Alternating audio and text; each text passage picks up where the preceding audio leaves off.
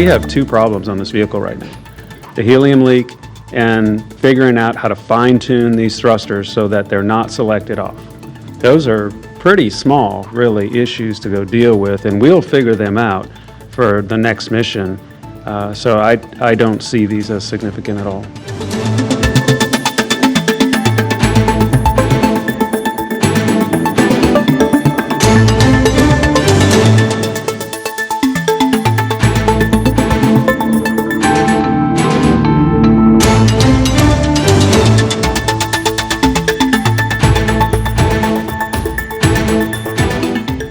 And then finally, toward the end of the day, once we got docked to the ISS, we closed the manifolds in the helium system as planned. That was always part of our operation, and we did find one extra leak in a helium leak in starboard manifold 2.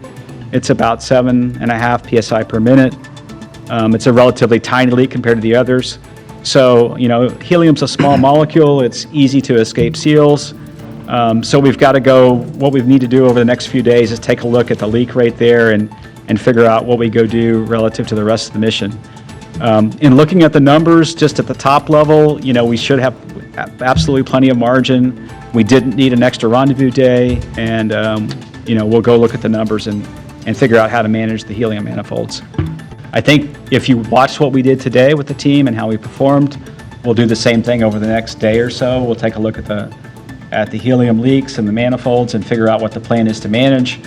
The good thing about the rest of the flight, you know, the most demanding phase from all the thrusters that are needed on the service module really is the rendezvous and docking phase. The rest of the flight, the undocking doesn't require quite as much redundancy and quite as much helium, and then, you know, we can actually close manifolds for the rest of the flight phases. So I think we have some tools in our toolkit to manage this. We'll take a little time to go assess it, and we'll undock and land when we're ready.